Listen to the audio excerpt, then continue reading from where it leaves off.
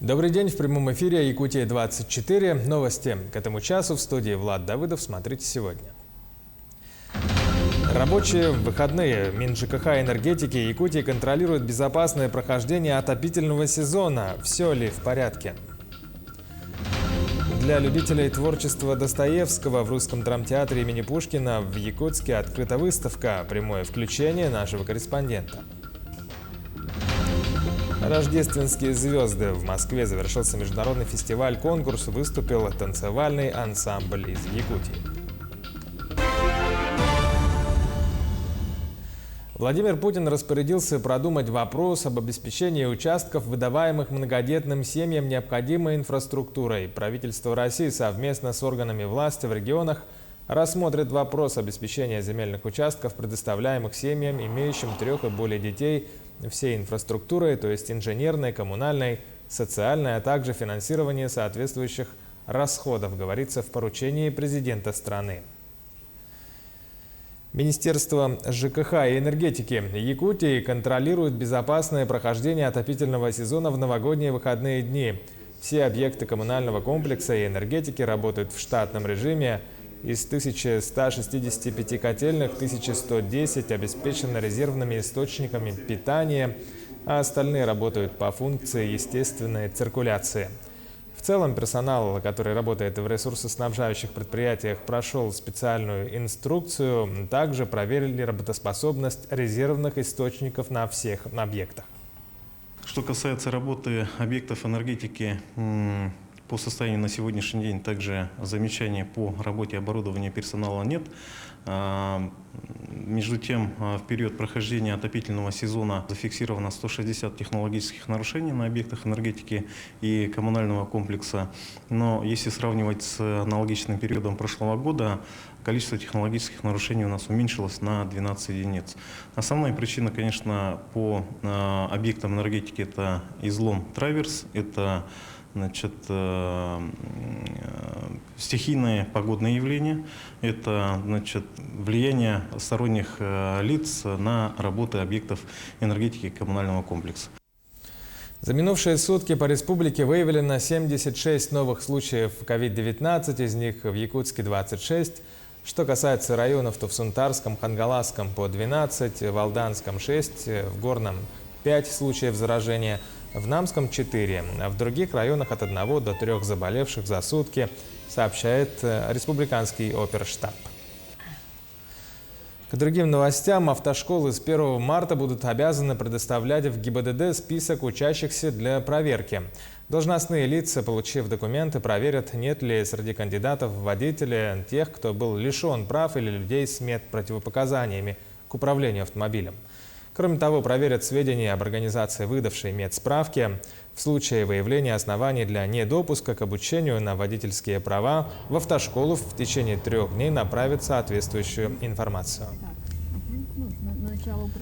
Более 1700 школьников из 34 районов и городов республики представляют результаты своей исследовательской деятельности на республиканской научной конференции и конкурсе «Шаг в будущее». Сегодня состоялось торжественное открытие конференции.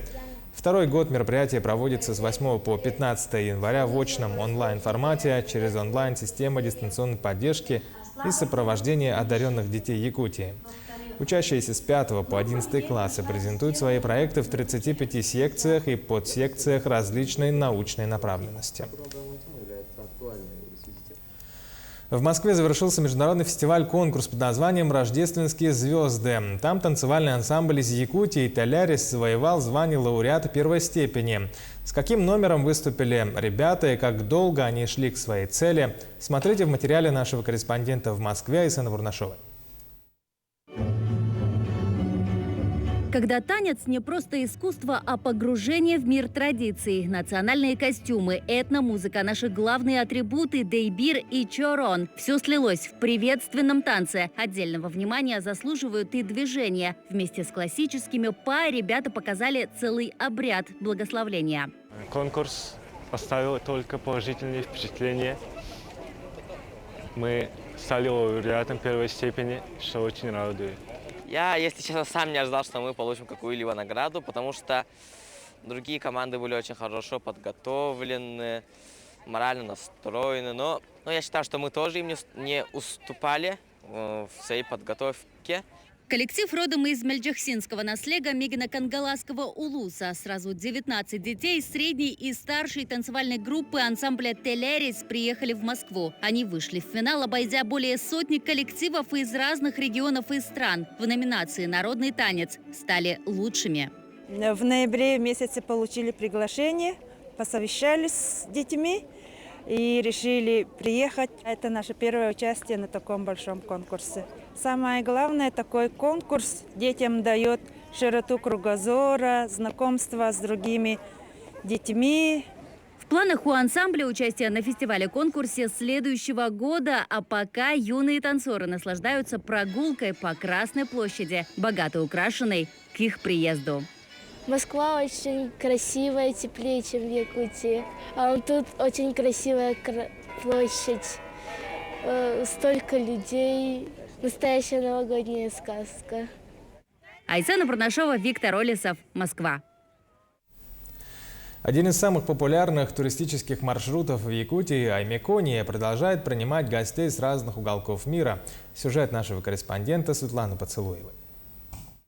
Одно из привлекательных для туристов мест – Аймекония. Здесь работают несколько туроператоров. Двое из них – местные аймеконцы. Станислав Григорьев – туроператор фирмы «Сататрип».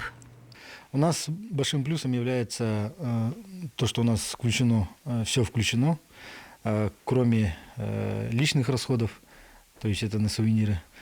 Что мы подразумеваем, по словам, что включено, все включено: проживание, питание, трансфер, все мероприятия по программе.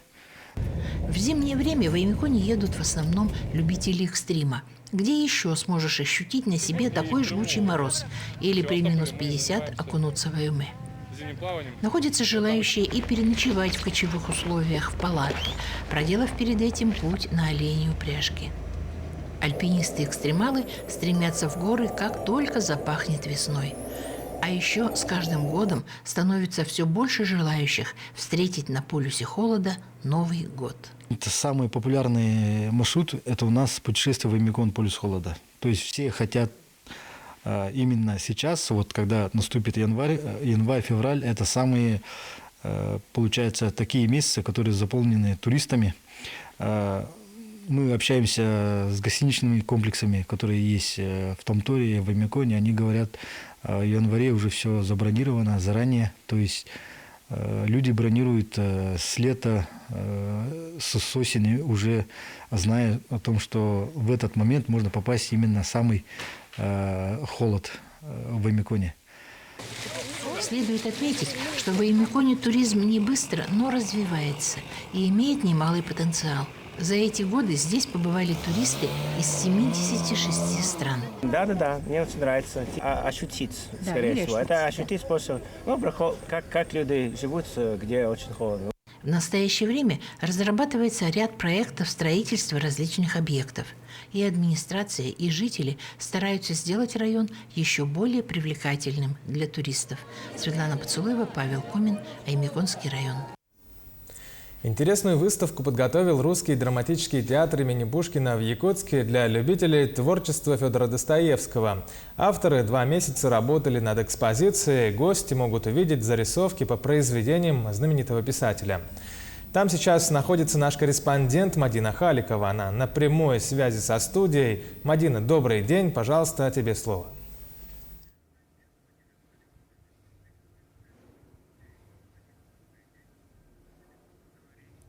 Здравствуй, Влад. И действительно, мы находимся сейчас в Русском академическом театре имени Пушкина. И хочу я начать с цитаты. Фотографические снимки чрезвычайно редко выходят похожими, и это понятно. Сам оригинал, то есть каждый из нас чрезвычайно редко бывает похож на себя. И это цитата Федора Михайловича Достоевского, русского классика, человека, который смог за свою творческую жизнь и далеко после нее стать известным своими нетленными произведениями. Это «Преступление и наказание», «Идиот», «Бесы», «Братья Карамазовы», конечно. И сегодня здесь открылась потрясающая выставка. И Об этой выставке я хочу поговорить подробнее с ее автором Еленой Сулак. Елена, доброе утро, добрый день. Здравствуйте, не совсем точно. Я не единственный автор выставки. Над выставкой работала целая команда.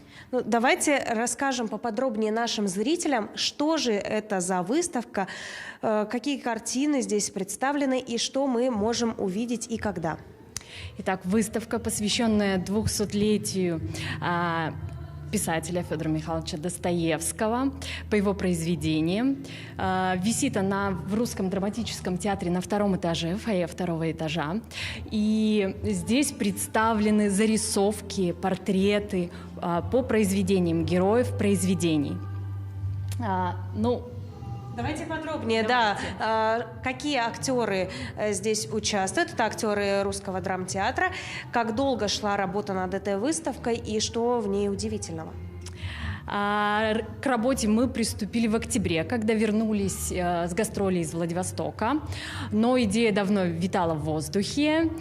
Мы до этого тренировались на других фотопроектах. На первом этаже можно посмотреть «Чувство номер 9». Наш фотопроект — это о эмоциях. Также у нас был проект «Бесценные», где мы говорили о своих ролях, которые сейчас находятся вне сцены. И, наконец-то, мы подошли к произведению. Потрогать, прикоснуться к произведению, сделать, как точно выразился Эдварда Скупшис, зарисовки на персонажей.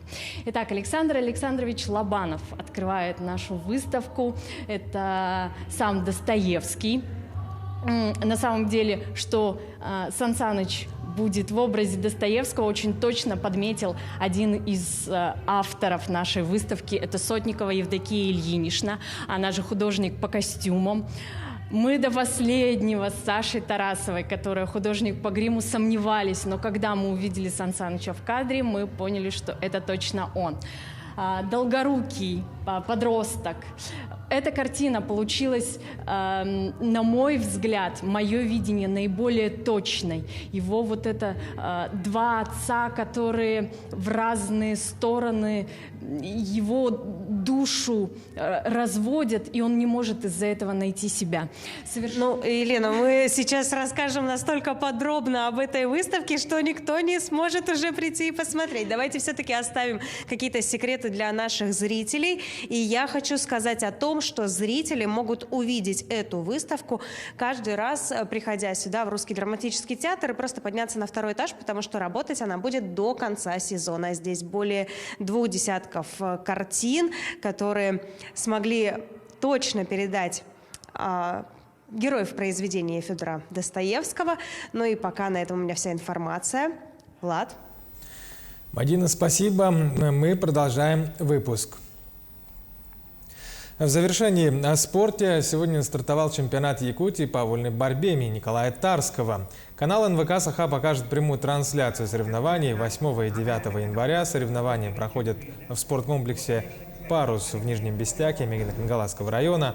На чемпионате отберут 80 лучших борцов для участия в финале 8-х спортивных игр народов Якутии, которые планируют провести в июле в Усть-Алданском районе. Смотрите предварительные схватки на телеканале «Мамонт» и YouTube-канале НВК «Саха». Ну а основной телеканал НВК «Саха» покажет полуфинальные встречи и финал чемпионата. Таковы новости к этому часу. Сегодня продолжим работать. Смотрите наши выпуски в 15:00 и в 18:00 вечера. До встречи.